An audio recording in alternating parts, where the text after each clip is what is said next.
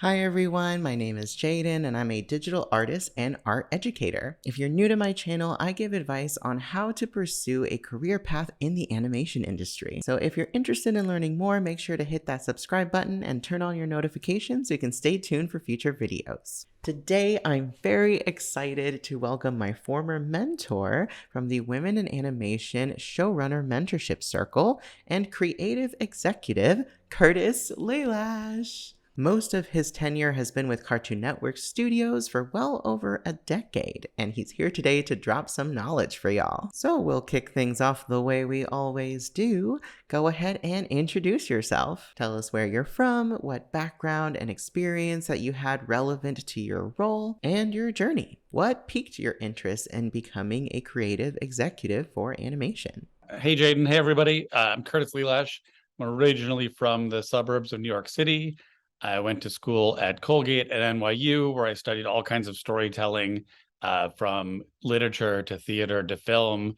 And I studied theatrical design and production. I worked for a while backstage doing set design and lighting design. And then I moved to LA, where I got to live the production assistant life on a bunch of film and TV sets and got to watch things getting made. I kind of didn't see a role for myself there, although I got into the production office on a Steven Soderbergh movie, and it felt like this group of people was going to go from project to project. And that was really interesting. But then a producer I'd worked with was like, "You're really into story and writing and development, right?" And I was like, "I don't really know what development is, but that sounds really interesting to be more on the creative side." And so I worked for this screenwriter he knew who had written things like Hook and Bram Stoker's Dracula and Contact. And I was kind of like his assistant and story editor. I worked for him and his producer. And they did a lot of like really interesting, fantastical realism, kind of all audiences stuff, which is my interest as well. And then I just kind of learned all these jobs existed, all these assistant jobs, how the agencies worked, management companies, production companies. So I learned that was the entry job. And then I got a job. He recommended me to the small production company called Storyopolis, which was really interesting to me. They were an art gallery selling illustrations from children's books, and also a development company and a bookstore and like a little bit of everything. So they represented illustrators, sold and developed their work for film and television. And for me, that was the education and just meeting all of the executives around LA and kind of understanding how projects came together in each of those businesses. They had an animated series for a little while and some feature projects in development, but as a small production company, it's hard to get those projects made. But it was a really interesting place to see kind of the early steps of putting teams together and building packages. And from there, I got recommended for a job at Dreamworks Animation, and I always refer to that a little bit as my like grad school because it was script development. I read hundreds of writers. I was the junior exec, so I had to do script breakdowns, which is kind of like a mini, almost pocket version of a script. So as you're discussing it, you can be like, "Here, this was a problem in the end of Act One on this page," and kind of a scene by scene breakdown. I did lots of research projects for Jeffrey Katzenberg and the executive team. It was a exciting time over there. All of those projects were starting Madagascar. They were kind of converting from a 2D epic drama studio to a CG comedy studio. So I was there for a lot of the early days of a lot of those big projects and helped bring in the book for How to Train Your Dragon. But then, after Kung Fu Panda launched, it was like, we're going to do 7 of these and 10 more Shreks. And it just was less interesting to me as a place for original stories to be told. And I had actually ended up moving down to Atlanta to work at Cartoon Network, which has always been a very creator-driven studio. And I got an education there, first in current series, working in their current series department in Atlanta for 2 or 3 years. And then we moved back to LA, where I started working development, worked on one of the versions of a shorts program. And I was there for the short-lived reality and live action days at Cartoon Network. So it was briefly, I was one of only a couple of animation execs left. And then I was there for the renaissance and revival of animation from Adventure Time and Steven Universe and Over the Garden Wall and Regular Show and We Bare Bears and Craig of the Creek and Summer Camp Island, just kind of a great resurgence of creator-driven animation. I hope I'm still answering the question.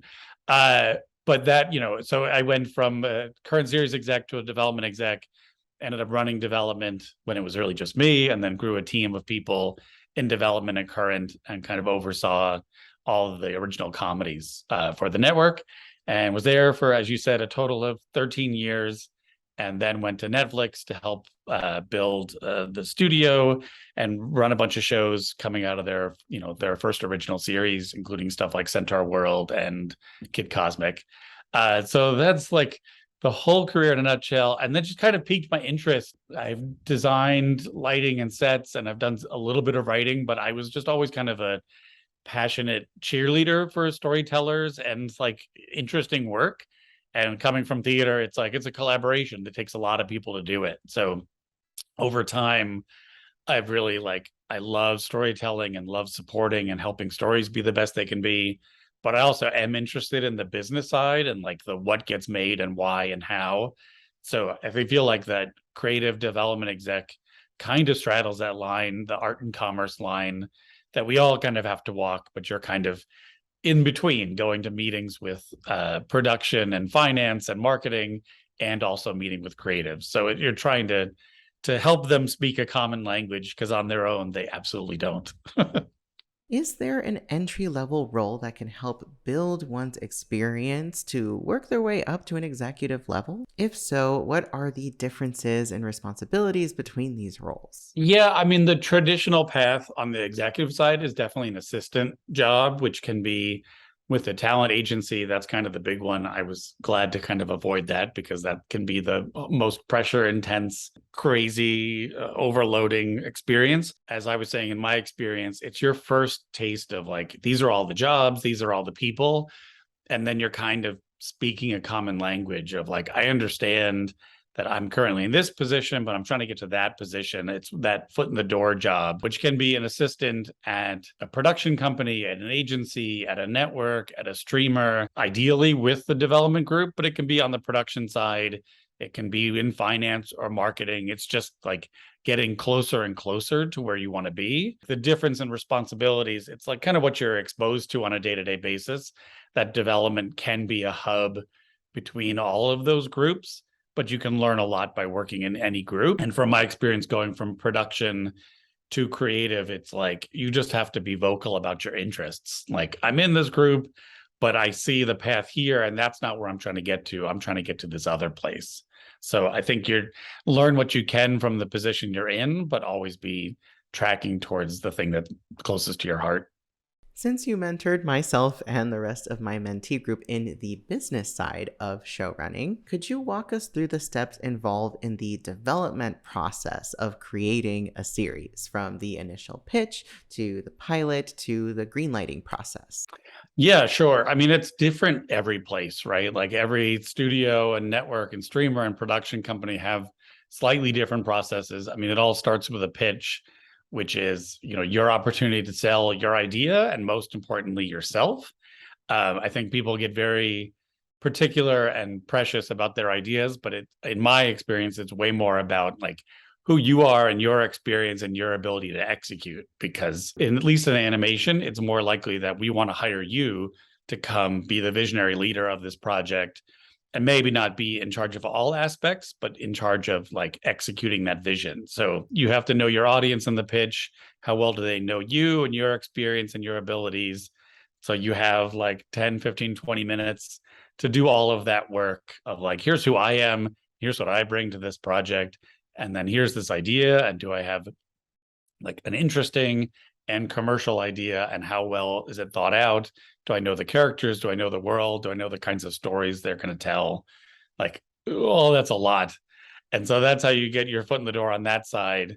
And then, from there, every development process is a little different. I think I've always said that it's important to be honest and self-aware about your strengths and weaknesses, because if you need help designing or you need help writing, they're going to figure it out sooner or later. So it's better if you're like, I'm fairly confident, but I would love to work with other writers or other designers.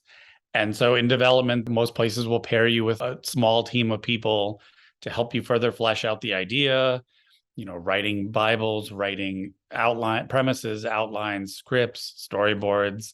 The goal would be to get to a short or a pilot to really show what the idea can be. I've always said that the pitch document of the Bible is like describing a trip before you go on it. It's like, here's what I think happens, and it's going to be great, but it's like none of it matters until you actually do the thing. So then when you're writing a script and doing a storyboard and animatic, then you really see like, wow, it's really working. Like, because the pitch is sales. And you're like, I'm going to do this amazing thing. And it's like, well, then you have to do the amazing thing. So then it's about like being able to collaborate, work with other people, understand the feedback you get from all the stakeholders, production companies, executives, people on your own team. Like, how do you stay true to your original vision, but plus it with all these ideas from other people? And then you kind of navigate through the whole development and pilot process. Then a lot of places there'll be additional development, which to me is always like, you did it once. Can you do it again? Like, like show us that there are 2 or 50 more of these coming. Like, how do you write additional scripts? And then that, hopefully there's a green light there, but you kind of bleed into pre-production where hopefully you have time to really build a team and get ahead on the writing and the pre-production of design and everything else. Hopefully you can jog before you have to run. And running is when production really starts, and there's schedules and budgets. And, at that point, every misstep can cost the production and cost everybody and add to the stress of meeting deadlines. So, hopefully you're as prepared as possible. And despite the kind of frustration and challenge of a long development process and waiting for green lights, like ideally all of that is setting yourself up better to like get into production and succeed. I've seen projects move through development too quickly, and I've seen ones that sort of stagnate in development and get stale. So, hopefully, and it's kind of on you and your team and your executive as a partner of just keeping that energy up, trying to keep momentum and just, plow forward towards that goal. Ideally the development takes a year and a half, and then you're in production for a year and a half plus. So it really takes 2-3+ years in animation. So it's a marathon, not a sprint, though sometimes there is sprinting involved. There are a lot of artists out there with original stories they wish to tell. What would you say are some of the best practices or the do's and don'ts of pitching? Let's see. I focus more on the do's. I think it's about, like I said, selling yourself and selling your ideas and what makes you and your idea unique and specific. I think you have to lean into your particular personality and perspective on the world. It may be scary to be weird and different, but I think that's like, that's what people are waiting for. You go to dozens and dozens of pitches. Executives tend to be running around, as I said, between meetings with marketing and production and everyone else. And it's like, what about this is going to make my job easier and make us a hit show or movie? So like, this is your chance. You have to stand out. So that's all on the do's, and like, don't hold back. The flip side of that, don't try to tell them what they want to hear. Most places have a brand or some kind of identity, and they have shows on the air or movies being launched. I mean, one big thing is to be aware of your audience, who you're pitching to, how well they know you, and also like what they've been making. Like if you come in with a project that's very similar to stuff that's, either on the air or in production, it's an easy no. And so you're just looking for that thing that stands out. For me, some of the best ones have been where you're like, I know you're a student of everything that's happening in animation, and this is kind of your response. Like, this is where we should go next. And that's, I think, a huge advantage to come in with the awareness of what's in the marketplace. You get pitches from people who don't work in animation, who clearly it's not their first love, and they're like, why haven't people made this kind of show? And you're like, there are several like that. And it's just like, that's just kind of a dead end if, you don't show a clear, passionate understanding of the landscape. The hope is always, in my mind, to be innovating and pushing forward, but you have to kind of know where we are to have a guess at where we're going. Very well said, and I agree. Every idea in the world has been done at least once, so there's no such thing as a truly original thought, but it's all about the personal execution of that idea. And there's a book called Blockbusters. I'm forgetting the author right now, but it talks a lot about how like, and sometimes you want to push back against it, but it's like everything popular for centuries is like something familiar with one aspect changed. Like, here's the next layer. And sometimes people are like, I'm going to blow your mind and do something you've never seen before. And like, those are really interesting projects. But when you're like looking for something that's going to find a big audience, it's like, hey, there's some comfort level, and some of the famous stories are like George Lucas was trying to get the rights, what was it, to Buck Rogers or some sci-fi. He couldn't get it. So he's like, I'll just do my own. And it's like he was in his mind basing it on something, but he was taking a step forward. And we talked about this in the mentorship group. I don't like that whole like it's this meets that, but you're trying to ground people in what's familiar. And then it's like, oh, their idea is a comedy, but with elements of procedural. Like at least they can ground themselves in that. Because if you come in and you just start rambling on about something that doesn't sound familiar in any way, it's like, I'm not sure what they're doing. So I would just try to avoid that. And like I said, it is a sales pitch. So you want people to feel comfortable and like they kind of get where you're going. What was your most rewarding experience in working closely with showrunners and creators? I mean, anytime you can work with creators who have a clear vision and you have kind of runway to let them explore their ideas, right? And Cartoon Network has been great for that.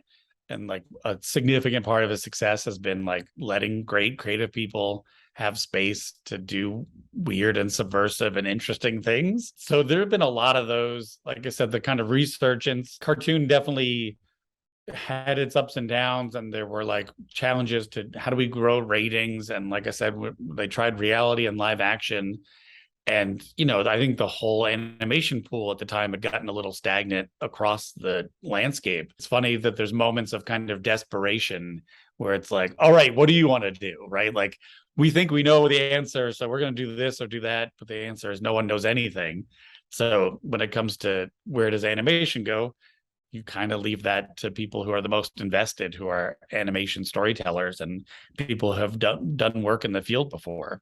So there was a nice chunk of time where we took that risk and it paid off and we kept chasing that risk, but everything in the business and in life is there are trends and everything's cyclical. So it's worked really well.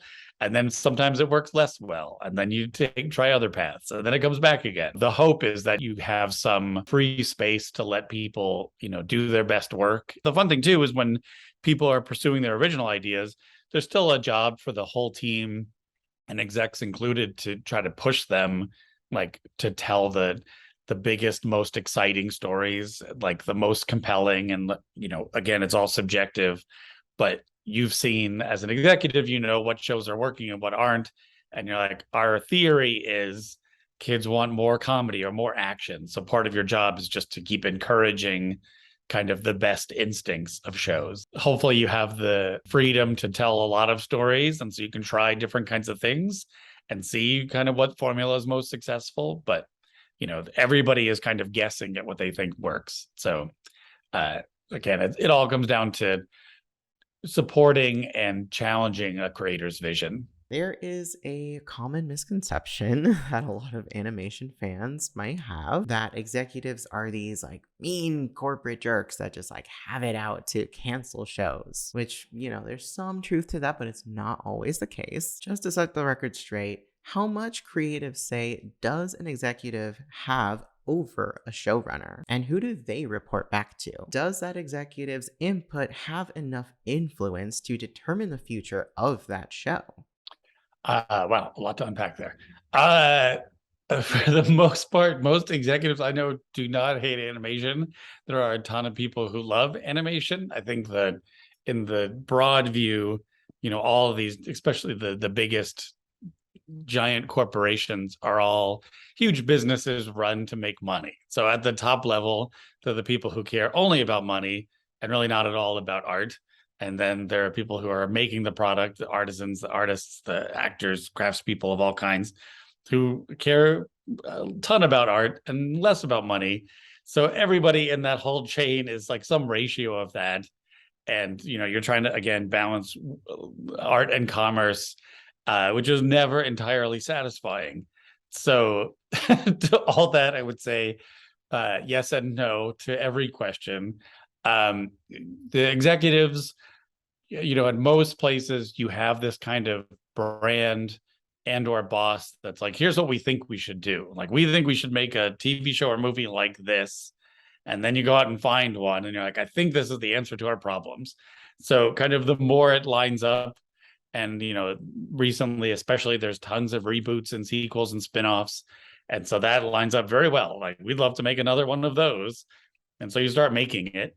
And the executive's job is to partially like help push it to be as good as it can be, hopefully on time and on budget and creatively in line with the goals they set out with, either to make a sequel or spinoff or to make something new.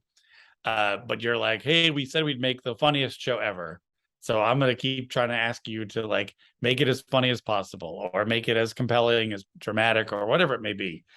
So, I don't think in an ideal case, the executives have a ton of direct influence apart from like helping support the team and putting the right pieces in place and helping guide them forward. There are definitely contentious moments of, we think this should happen, and the team is like, we believe this should happen. And to me, it's always a back and forth conversation. No one is 100% right, but hopefully you're in a position where you can give the team a good bit of rope to prove themselves, whether it's like, in an outline, I'm not sure about this decision. We're going to try to show you its script, and then we can have another conversation of like, oh, now it makes total sense, or now it's still not working. So that is a back and forth collaboration. I've definitely had every range of experience and relationship on those, where some are really great and collaborative and back and forth, and some can be contentious. And I think in terms of like, does that determine a cartoon's future? We've all worked with problematic and toxic people who are like, who want to fight too much on the executive side and the creative side, for sure.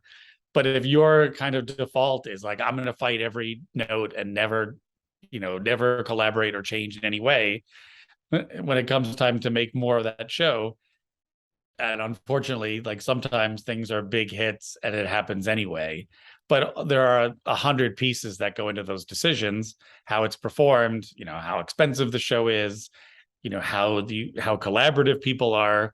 So all of that, I think in most cases the executive is your champion, and if you're fighting with your champion and screaming at each other, then when they go to a meeting to argue to do more of the show, they may not be in the best position to do that if it's not going well. But that said, like, they shouldn't be lording their power and influence over you and making you do things that you don't agree with. So, there's a version of that where all the pieces are working together and everything's great. And there are versions of that maybe have a flat tire and part of the engine's going out.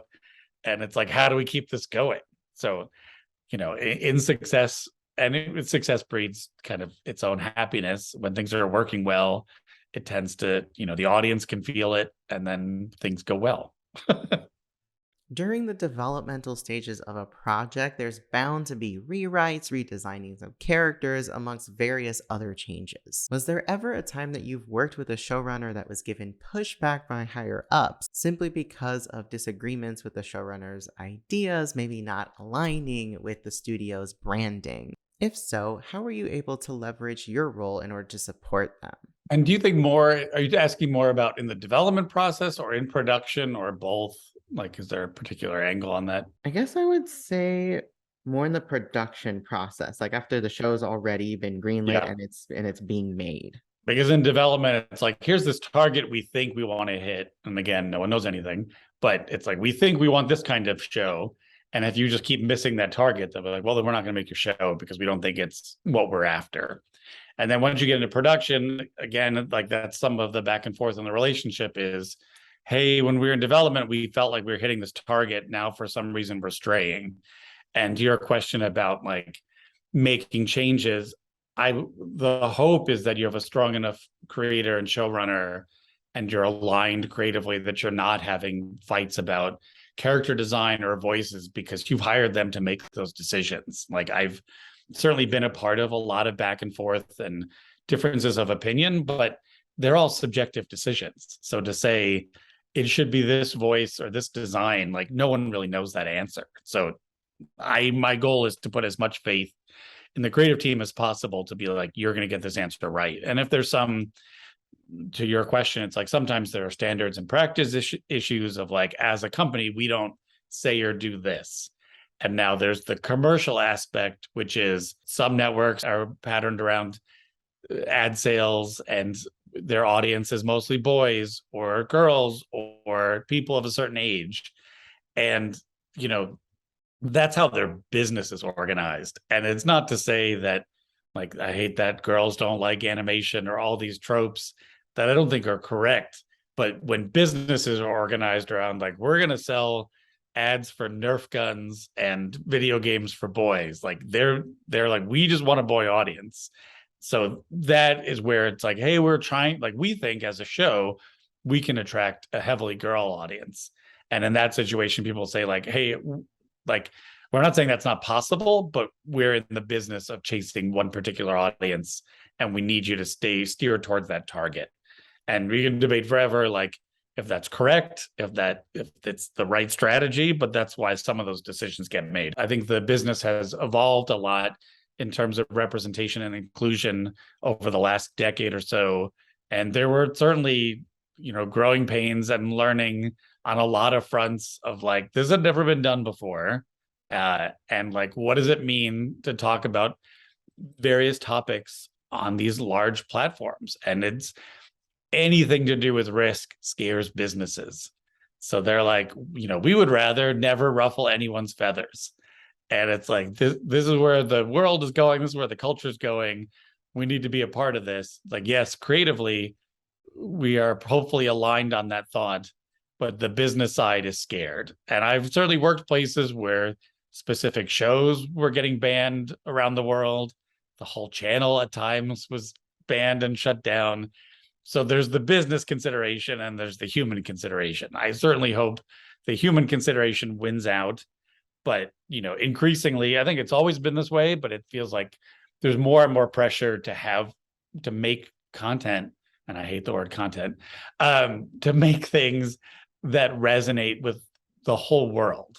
And so, like, what can you say or do that pleases everybody? And so that, like, you're always going to run into conflict of like, should we say or do that? And if you come from a risk averse place, you're afraid to do anything that's well, there's not even a right word for it, but that may strike some people as not okay, for that they don't want to see it or they don't want their kids to see it. It's a complicated issue. I know which side I fall on, but you hear, again, they're mostly business opinions, but it's like, how do you navigate between that? And it's hard to say much of anything that you believe the whole world will agree on. So that's always challenging. As I've said the whole time, like, my goal is to be supportive of creators, and partly there too, it's like there's a balancing act to be like, what can we do that's universal, but also progressive and is more inclusive. So, and I personally find that the most inclusive, if you're trying to reach the biggest audience, being inclusive will lead you to a bigger audience. But there are certainly vocal parties in a lot of different areas who will say like, this is not okay with us. And anytime any group stands up and says, we don't like this, it scares companies. So it's all a balancing act of how you get through that. But I think there's been slow but good progress in the diversity and inclusion of show teams, creative teams across the board, of staffs across the board, of ideas across the board. None of it is fast enough, but, you know, again, in the middle of this like shifting landscape, everything is kind of up in the air. So it's like, how do you do original, interesting things at a time when people only want safe, global, pre-approved ideas? So these things are in conflict. And I think the more challenging or interesting or unique or different ideas that you want to push forward, know that it will be more of an uphill battle to get people to sign on to them. And that's the reality. I wish it were different, but here we are. That being said, with the direction that the animation industry is currently headed in, we're talking mergers between companies, the streaming wars, reboots and rehashings of already pre-existing IP, lots of major layoffs. Could you provide more insight as to how these changes will impact the future of animation? Yeah, I mean, it's a time of huge change for me.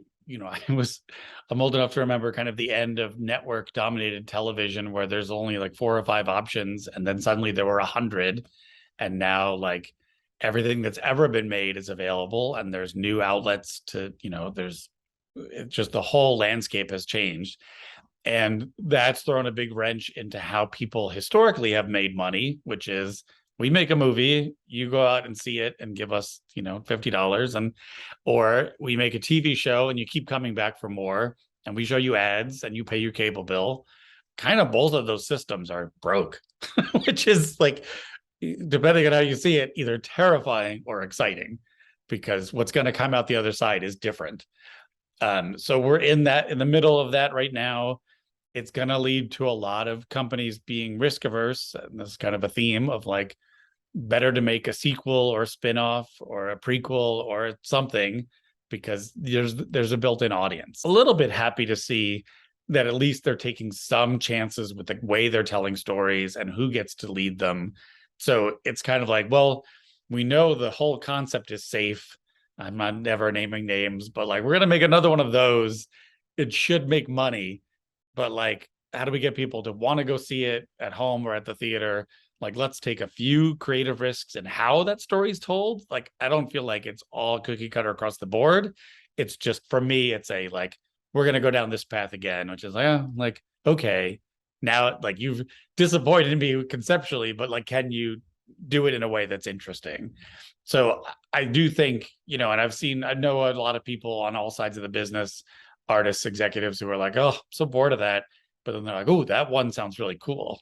And so like as much as you don't want to be a part of it, there's such a volume of it now that at some point, we're all a part of it in some way. That said, I would always fight for like new kinds of stories coming from new people. But that's the landscape we're in. You're going to have to navigate it. But I think, among all those shifts, it's like, the old way of series being done has changed. Movies that are made strictly for streaming are different. So like everyone's kind of looking for an answer of what's the next hit. So it still opens the door to like, why aren't people making, in my mind, shows for all ages, series for all ages, different kinds of movies? Like there's huge opportunity to innovate and try different things, but the noise will continue to be like, there's another one of those coming, and like it's just going to be that way for a little bit. And I think that cycle is always getting faster and faster. So you'll have a chunk of time where it only feels like reboots, but then like when they're getting ready to launch, some of them won't work, and people are like, we got to try something else. So you kind of always have to be ready with the next thing. What is something you'd like to see done differently within the scope of new IP in animation? Like taking more risks, maybe reaching more obscure demographics, being more experimental with art styles, or etc. Yeah. So I'm always going to be on the side of new IP. IP is another term I don't like. IP and content diminish the creative and artistic side of the business, which is wholly forming new things no one's ever seen before, and let's enjoy them as expressions of personal expressions before we commodify them into IP and content, which makes them feel like widgets. I think it's done differently, like a new crop of people, artists and executives who are willing to take risks and fight for them. I've definitely had moments where I had to argue for things where I'm like, I know why we don't want to do this or we do want to do that, but this is my moment of like, I don't agree. Let's do something. Like people have to get dirty in this process, because the money making machine doesn't really revolve all the way to like, just have fun and do whatever you want. Like it never feels like that. So, a bit you have to be prepared to fight and get into arguments about like what you think speaks to an audience. And I think when you say obscure demographics, maybe because I grew up in the 80s where it felt like the most broad things were happening. And like, I mean, there are different waves of this, but you're like, these are just broad mass entertainment. And I think sometimes we make mistakes of like, this is the really niche story I want to tell. It's like a lot of the business side. It's like, how do you take that niche story and make it feel universal? So in terms of obscure demographics, I think we should be telling stories by and about everybody, but with the goal of entertaining everyone, the most avenues. And, like sometimes television can do this and even film at the right budget level. But, comics and publishing are way better at targeting specific groups and saying like, hey, if we can sell that number, we're great. But now the economics of film and television tend to be, we want everybody. So I just think it should feel like more people are included, but the goal is, in my mind, in broad mass entertainment, it's mass audiences. But it all comes down to risk taking and in art styles. I don't want to say it's controversial, but we're all in the animation bubble and things that we all respect and admire, and pushing the medium visually and the kinds of stories. But I think that in my job, the undercurrent of like, hey, we want to reach the biggest audience and find ways to make money, and so that we can pay for the next cool thing. And so there is that balance of risk aversion and like really believing something can find a big audience. Because I think, especially on the animation side, people can be like, I'm very stuck on this very particular look that I know all my friends will love. And sometimes, we're all on Twitter and other spaces where we hear people talking and they're like, I don't get it. This show is way better than this show. And it's like objectively 50 times more people watch this other show. And so I think we need the self-awareness to say, like, understand that's how businesses make decisions. I think we should all aspire to do the most innovative and interesting thing, but it's everyone's job to have some understanding of like what it means to succeed on the expression artistic side and what the business demands. What final words of advice would you have for anyone aspiring a path in the creative executive role? How does one build a repertoire for this kind of position? Yeah, I mean, I think the only good advice I ever give is like to stay as close to the things that inspire you and that you're passionate about, because people who have art majors or English majors or any creative background, your career will take a lot of twists and turns that you couldn't have imagined. And like all of these platforms and every kind of storytelling has evolved and will continue to evolve. So don't like have a goal like, I want that person's job. Like, well, that person's job is going to change 3 times before you get it. So it's to stay close to what work excites you and to be curious. For the longest time, I was always more interested in art and storytelling. Climbing the ranks as an executive, I was like, I'm getting more and more interested in the business and why these decisions are made. So you start reading articles on the business side and you're like, who am I? Like, when did this happen? And coming from a theater background, like an office job was the last thing I wanted. But then you're like, hey, in order for the machine to keep moving, like someone has to be in charge of that part. And if you don't pay attention from our side, then the worst possible decisions will come out. So there are definitely places and companies and paths where it's slightly more creative, slightly more business focused. You just have to like immerse yourself in it and like look for the path that is the most appealing to you. And like there are places where it's all about the brand or all about the IP. And if you're like, certainly millions of people are passionate about those brands. So there's nothing wrong with chasing that if that's what your heart is into, but keep trying to get close to the things that motivate you. Last but not least, if possible, where can our viewers find you on social media if they have additional questions they'd like to ask? For work stuff, primarily LinkedIn. Curtis Lelash on LinkedIn I'm pretty easy to find. And then also Twitter and Instagram and all those things. Instagram, I mostly just follow tons and tons of art accounts, and you'll probably only see pictures of my family there because you don't want to see my drawings. And Twitter is mostly an animation cheerleading account. So, yeah, you can reach out through LinkedIn. I'll be sure to include all of those links in the description down below. Well, thank you once again, Curtis, for your time and talking with us today. Thanks so much, Jaden. And of course, thank you everyone for watching. Please remember to like this video if you found it really helpful and resourceful. Be sure to leave a comment down below if you have any additional suggestions for topics you'd like me to cover in the future. Until then, I'll see you all next time. Bye!